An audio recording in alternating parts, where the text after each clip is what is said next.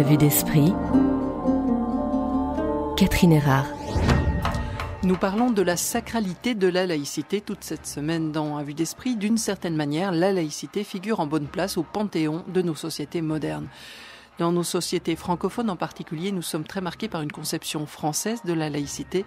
Et en France, la laïcité trouve un fondement sur la Déclaration des droits de l'homme et du citoyen. Pourtant, toutes les laïcités du monde ne disent pas exactement la même chose. Bienvenue dans le dernier volet de cette série proposée par Pierre-Yves Moret. La réalisation est de Samuel Morier-Genoux.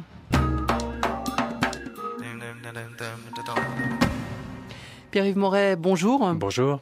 Alors depuis le début de cette semaine, nous avons exploré comment la Déclaration des droits de l'homme et du citoyen de 1789 s'est fondée sur une pensée religieuse, étonnamment, et comment elle a été elle-même ensuite sacralisée.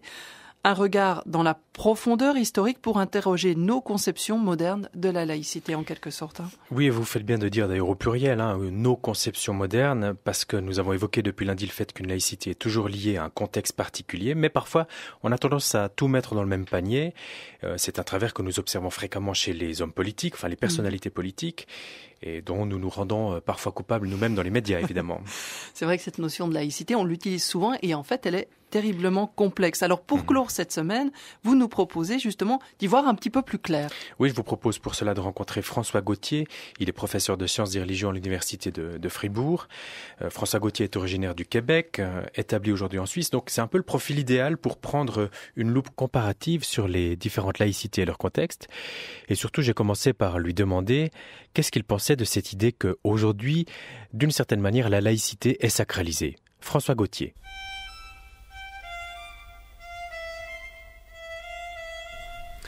Je crois que la laïcité est définitivement sacralisée, mais elle l'est pour différentes raisons, à différents moments dans l'histoire, et je dirais qu'il y a différentes sacralités qui coexistent. Sans parler du fait que la laïcité n'existe pas, sauf dans quelques territoires très précis, tous catholiques de par leur histoire, c'est quelque chose de franco-français. Lorsque dans les circuits internationaux de sociologues des religions ou d'historiens des religions, on se rencontre, il y a toujours cette espèce de sourcillement et ce mi-sourire de tout le monde qui vient de n'importe quel autre pays sur la planète pour le mot laïcité. Ils disent, ah oui, c'est cette bizarrerie franco-française, en fait. Et donc la laïcité n'existe pas, on pourrait dire ça, en fait. C'est-à-dire de croire que la laïcité est quelque chose de lié à la modernité, ce n'est pas un universel, c'est français. Au Québec, on n'a jamais parlé de laïcité avant il y a très peu de temps. De quoi il était question? Il était question de déconfessionnalisation. Et l'enjeu principal était l'éducation. Donc, la déconfessionnalisation s'est faite dans le système de santé très rapidement et sans heurts. Et c'est fait au Québec sur une quarantaine d'années, à partir des années 60 jusqu'à la déconfessionnalisation assumée du Québec de 2008, où il n'y a plus d'enseignement confessionnel du tout des religions. C'est fait comme la Révolution tranquille, on est très tranquille au Québec, on fait des révolutions qui sont tranquilles. C'est fait de manière assez consensuelle et sur le long terme, et en fait, ça s'est assez bien passé. Avec très peu d'opposition, des oppositions récentes qui ont fait les médias, mais vraiment qui n'ont aucun tirant d'eau social. Donc, ce qui est intéressant de voir que ces processus-là étaient des processus de déconfessionnalisation. C'était pas le cas en France. C'était pas ça la laïcité. La laïcité de 1905, la séparation de l'Église et de l'État, la liberté de conscience et de croyance, le non-financement ou le financement indirect des cultes via des baisses d'impôts, tout ça, ce qui a lieu en France, c'était pas ça au Québec. C'est question d'éducation. La modernisation du Québec s'est faite très tardivement, contrairement à la France. C'est fait de manière très rapide, très radicale, et le noyau du rapport au religieux s'est construit autour de l'éducation. Et on pourrait dire que la question de la laïcité est apparue dans la dernière phase de cette déconfessionnalisation de l'éducation, lorsqu'elle était déjà, en fait, on pourrait dire, digérée culturellement, et qu'elle était en passe d'être digérée par les institutions, parce que les institutions sont toujours en retard sur la culture. La laïcité émerge au Québec très tardivement, dans les années 1990. Et elle émerge comme un discours revendicateur par rapport à un religieux que l'on croit voir réapparaître dans l'espace public, mais on pourra peut-être y revenir, mais qui n'a jamais disparu. En fait, le religieux n'est pas revenu. C'est une des choses sur lesquelles je travaille le plus, c'est qu'il s'est transformé. Il s'est transformé très radicalement. Et que tout d'un coup, on s'est aperçu qu'il y avait du religieux qui était visible, mais qu'on croyait que c'était voué aux poubelles de l'histoire. Au Québec, on le sentait même. Mais donc, lorsque les minorités immigrantes se sont mis, et ça c'est une bonne question, pourquoi, à non plus revendiquer leur appartenance ethnique, mais leur appartenance religieuse comme vecteur d'identité, et que les questions du voile, et au Québec le kirpan et tout ça sont apparus, que la majorité s'est rendue compte qu'elle était coupable de désacralisation, c'est-à-dire que nos bonnes sociétés occidentales, la République française est peut-être à part, mais surtout les démocraties libérales, comme c'est le cas au Canada, et donc le Québec étant soumis à l'Empire britannique, tout ça est devenu une république libérale, se prétendent désacralisés. Sauf qu'il n'y a pas une société, il n'y a pas une culture au monde qui n'a pas de sacré. Mais là, comment, face à cette remontée du religieux, affirmer quelque chose? À mon sens, ce discours renouvelé de la laïcité, cette invention de la laïcité au Québec vient de l'idée du sentiment de perte, en fait, de sentiment de n'avoir rien à opposer à ces sacralisations affirmées dans l'espace public.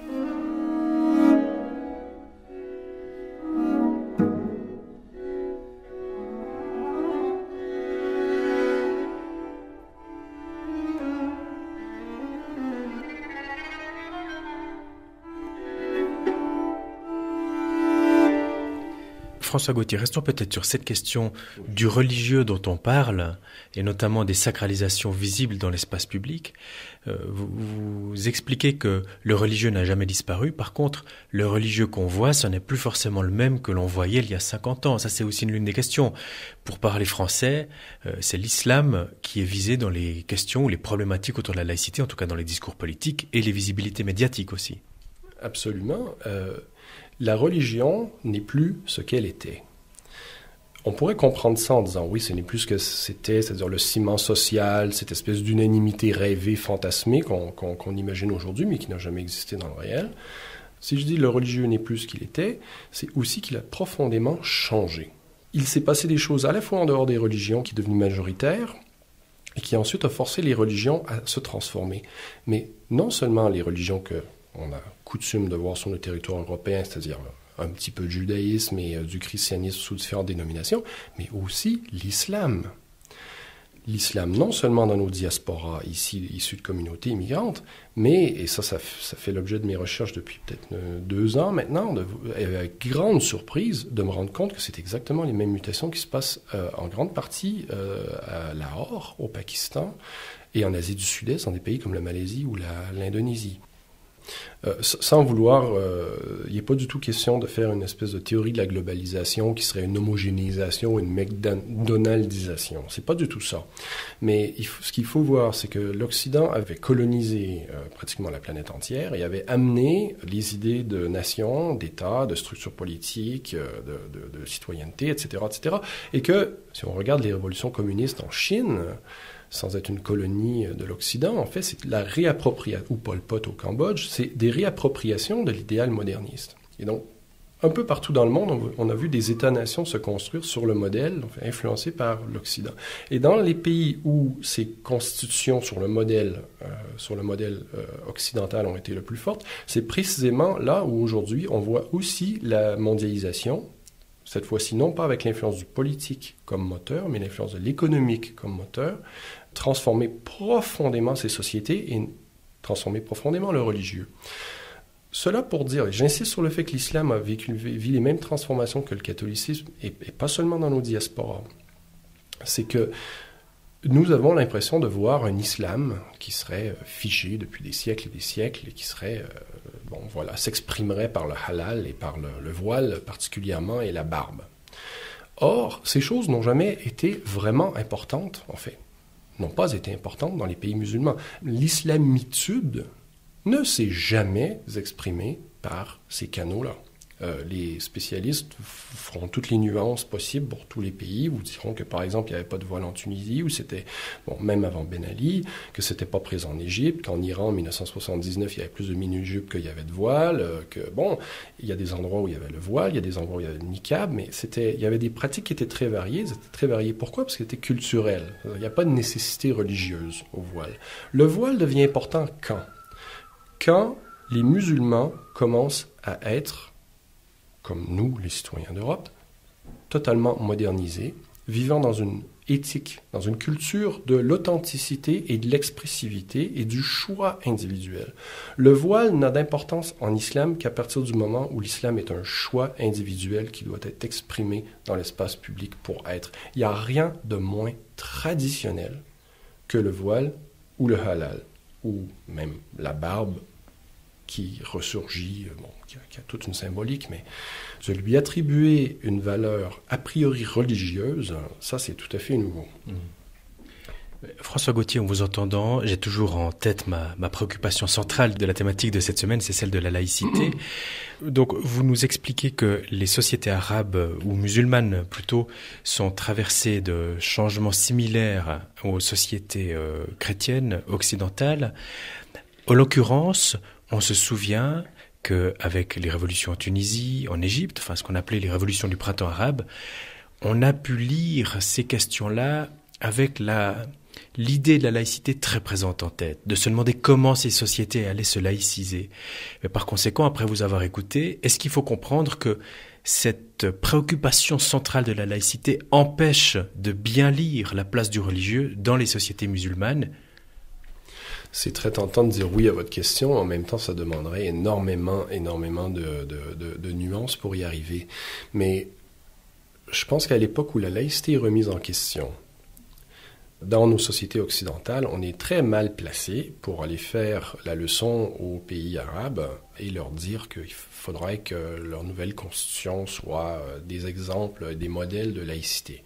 Et au sens strict, qui est celui qu'on attribue habituellement à la laïcité aujourd'hui, c'est-à-dire une disparition du religieux complètement de l'espace public. En fait, il n'y a aucun pays occidental qui a jamais fait ça, donc c'est un peu absurde.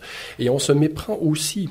Des gens comme Olivier Roy et d'autres spécialistes du monde arabe et musulman nous ont bien montré que l'islamisme d'aujourd'hui, même si c'est mené par les frères musulmans, etc., n'a rien à voir avec les révolutions iraniennes de 1979. Pourquoi? Parce que ces jeunes-là, ils sont des jeunes Facebook, justement. Et la logique de Facebook, c'est la logique du choix individuel, de l'authenticité, de l'expressivité, etc. Et la révolution religieuse, qui est demandée par certains, a très peu à voir avec ce qu'on imagine. Donc, il y aurait tout un champ qui s'ouvre, là. Mais peut-être que ce qui est important, ce sur quoi il est plus important de revenir, c'est que cette question-là de la laïcité, que ce soit la laïcité, on pourrait dire classique, celle de la loi de 1905 en France, et celle de l'époque de la déconfessionnalisation au Québec, même si c'est pas le mot qu'on utilisait, on pourrait en parler comme étant une époque de laïcité classique. En fait, il était pris pour acquis que le religieux devait rester dans l'espace public. La division privée-publique est une création de la modernité. Ça n'existe pas avant. Ça présuppose en fait une intériorité, ça présuppose une subjectivité déliée du corps social. C'est exactement ce que la modernité a fait, c'est de créer l'individu sans lien avec la société.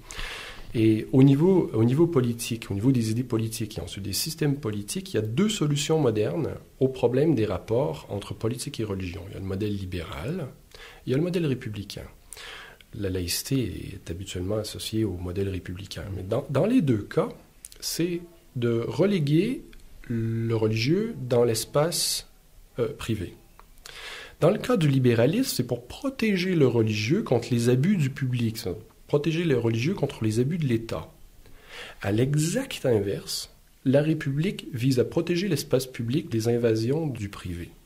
Vous pouvez mettre tous les systèmes modernes, en fait, dans cette matrice-là, et vous voyez, ça explique énormément de choses. Mais les deux systèmes reposent sur la division du privé et du public et le refoulement du religieux dans l'espace privé. C'est ce que le protestantisme, encore là, fait. Donc aujourd'hui, ce que j'essaie d'expliquer, qu'il y a une culture de l'authenticité, de l'expressivité, ça j'emprunte, c'est pas mon invention, c'est le philosophe Charles Taylor, dans Les Sources du Moi et dans ses suites, qui a parlé de ça, qui a fait cette démonstration-là, une espèce d'éthique romantique de l'expressivité qui devient massifiée par la société de consommation, et c'est ça qui se globalise. Ce que cette culture-là fait, c'est que c'est une culture de l'expressivité. À l'heure de Facebook, où notre intimité la plus profonde est publicisée sans aucune retenue, il ne faut pas se demander pourquoi le religieux aussi tend à s'affirmer dans l'espace public. Ce qui est en jeu, c'est la culture moderne dans laquelle on est aujourd'hui, qui n'est pas celle d'il y a 50 ans, qui est celle d'une culture de la consommation, culture moderne ou ultra-moderne ou hyper-moderne de la consommation, qui repose sur l'extériorisation des signes identitaires. Donc, lorsque la culture atteint ce seuil critique de massification d'une éthique de l'expressivité, le religieux devient la grammaire du religieux, en fait. C'est-à-dire, le religieux s'exprime de cette manière-là. Or, on pense encore sur les modèles traditionnellement ou classiquement libéraux ou républicains qui reposent sur la division du privé et du public. Et une partie du débat aujourd'hui est stérile. Pourquoi? Parce qu'on ne se rend pas compte qu'on a beau faire l'incantation toutes les incantations qu'on veut et de vouloir que le religieux retourne dans l'espace public. J'utilise Facebook parce que c'est l'exemple qui est parlant pour tout le monde. À l'ère de Facebook où on publicise absolument tout de notre vie privée, il n'y a plus de privé. Et il ne faut pas s'étonner que le religieux ne va pas se cantonner dans le privé. On ne va pas retourner en arrière. Donc il faut repenser au niveau politique et au niveau juridique. Il faut repenser complètement notre rapport au religieux parce que le religieux n'est plus ce qu'il était. Et on est encore en train de l'imaginer comme il était traditionnellement. Au Québec, par exemple, ce qui fait peur dans le voile, c'est pas tout à fait la même chose qu'en Catalogne, c'est pas tout à fait la même chose qu'en France, mais ça se dit dans exactement les mêmes mots. Pour un Québécois ou une Québécoise, les Québécois sont très très égalitaristes, sont très très féministes, même s'ils refusent le terme, de voir un voile, ça ramène à la grande noirceur catholique, ça renvoie à un passé douloureux. Et donc nécessairement ça fait peur. Et nécessairement ça crée ça provoque des réactions. Or, l'islam qui se présente avec le voile n'a rien à voir avec cette idée du religieux. Et c'est ce qui cause le problème dans le cas du Québec précisément, c'est que la réaction de la majorité se fait sur cette base-là, et les minorités, elles, qui portent le voile, disent « mais c'est pas pour ça qu'on porte le voile, notre frère nous oblige pas ». Les cas existent, hein, mais sociologiquement, on regarde toutes les enquêtes, majoritairement, toutes les filles, que ce soit même avec le niqab, c'est revendiqué comme un acte personnel. Donc on voit qu'il y a une espèce de dialogue de sourds qui se fait, et tout ça sur cette incompréhension que nous ne vivons plus dans une société dans laquelle on peut diviser le public et le privé. Et que ça, c'est une énorme mutation, parce que c'était la base de nos systèmes.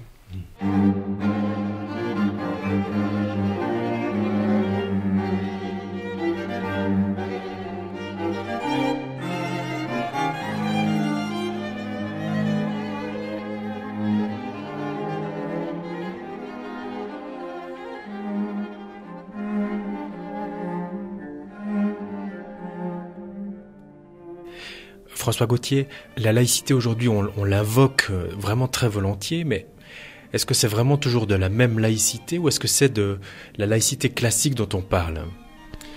La laïcité d'aujourd'hui, de la même manière que la religion n'est plus ce qu'elle était, la laïcité n'est plus ce qu'elle était. C'est une nouvelle laïcité qui est revendiquée.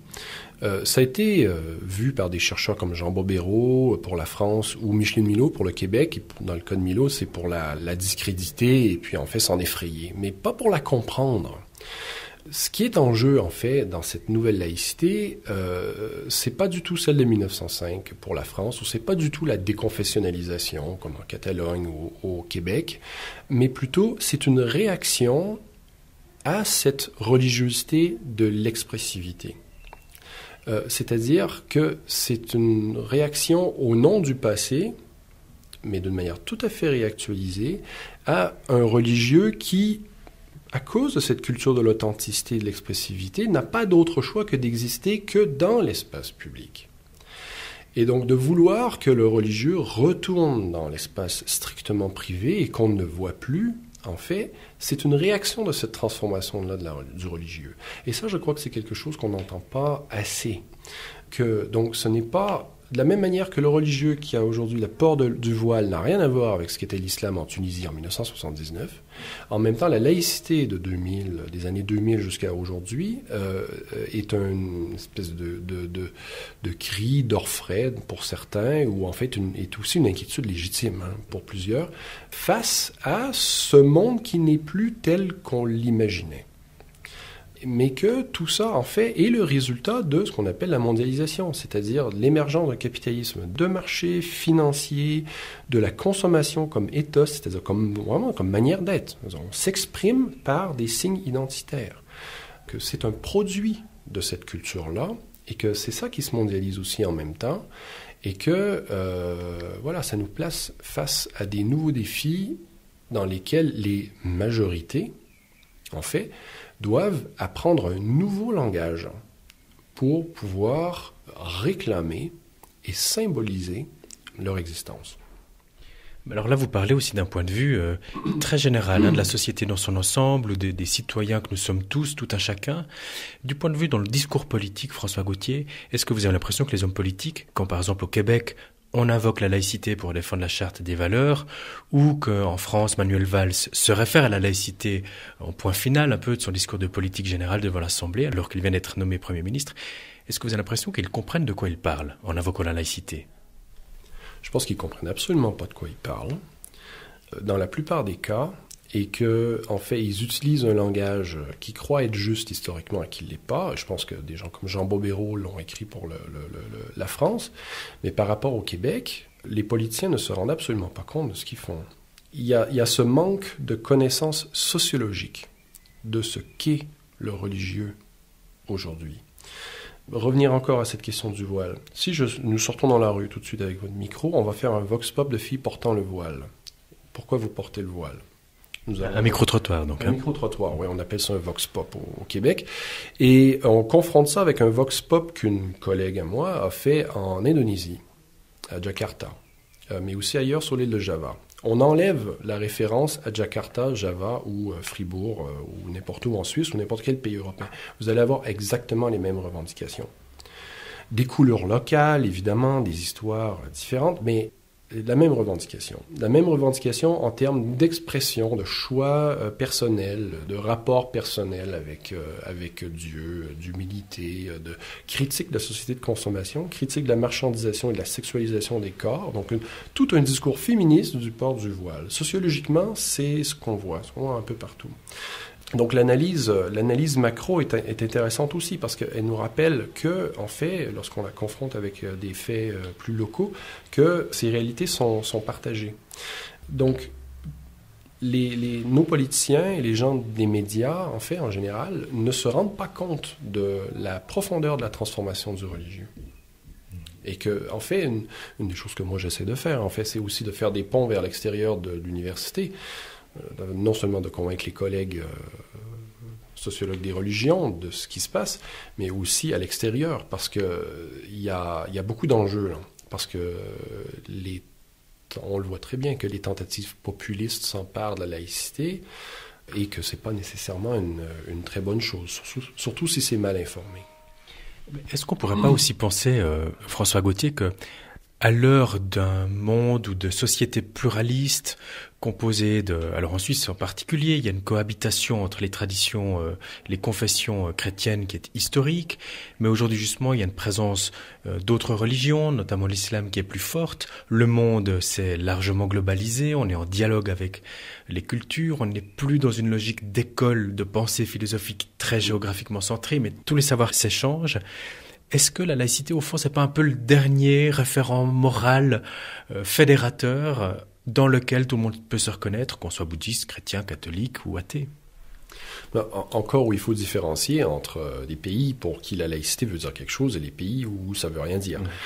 Mais oui, il y a quelque chose de ce rempart, il y a quelque chose de... Puisque nous avons, soi-disant, tout désacralisé, alors qu'on n'a rien désacralisé, on a désacralisé ce qui était sacré avant, y compris la nation qui était sacrée, qu'il l'est encore. Mais on a aussi sacralisé l'individu, on a sacralisé le travail, on a sacralisé le marché, on a sacralisé un paquet de choses, la croissance, on a sacralisé un certain nombre de valeurs, il y a un mode d'être qu'on croit, donc on se croit désacralisé. Donc effectivement, en fait, le renouveau de la laïcité aujourd'hui correspond à une tentative de nommer, de dire ce qui serait sacré. Et en fait, pour nous, ce qui est sacré, paradoxalement, c'est ce qui, soi-disant, s'oppose au sacré. C'est le refus de toute religion, c'est-à-dire le refus de tout particularisme, mais au nom, en fait, de notre particularisme.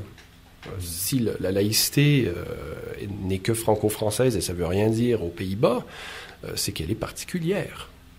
Et donc, en fait, on hérisse la laïcité et la République contre les particularismes, mais la laïcité elle-même est un particularisme. Et ça, c'est une des apories des sociétés modernes, c'est d'avoir voulu, depuis Hobbes et puis toute la philosophie politique moderne, en fait, de désacraliser le corps social, mais de ne pas être capable.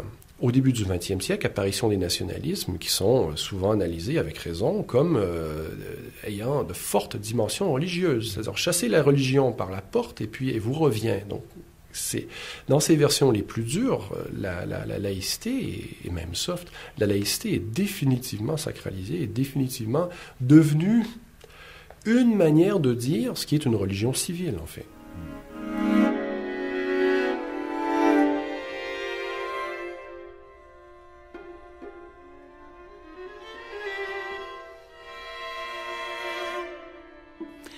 C'était François Gauthier, professeur de sciences des religions à l'Université de Fribourg.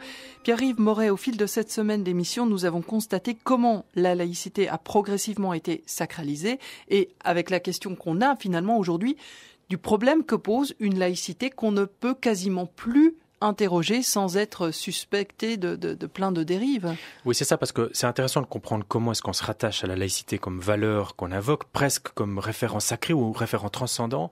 Le problème, c'est qu'au fond, toute divinité, pour reprendre peut-être aussi une approche freudienne, mériterait d'être tuée, comme on tue le père, ou d'être interrogé en tout cas.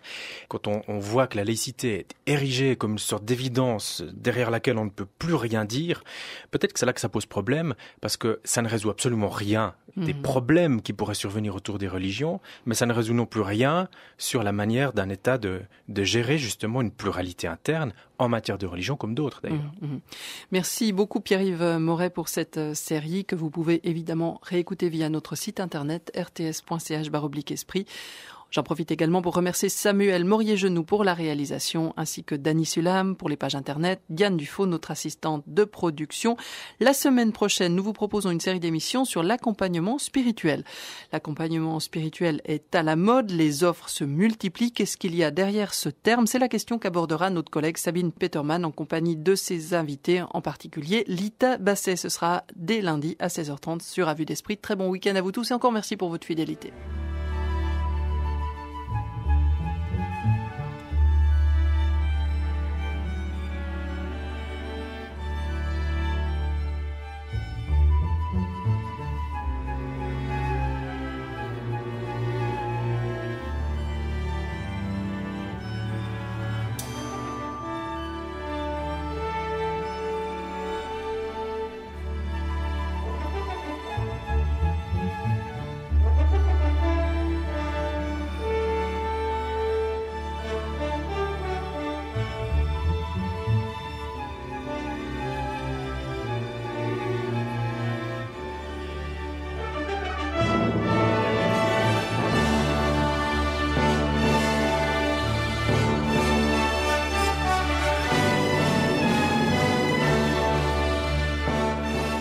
Ainsi se termine cette série À Vue d'Esprit que nous a proposé Pierre-Yves Moret, une série qui s'intitule Le culte de la laïcité. Si vous souhaitez réécouter certaines émissions, si vous souhaitez consulter la bibliographie que nous avons mis en ligne, une seule adresse, rts.ch/esprit. La semaine prochaine, nous nous intéresserons en compagnie de Sabine Peterman à l'accompagnement spirituel. Après les informations, vous avez rendez-vous avec Daniel Robella et D'un air entendu. Sur Espace 2, il est 17h.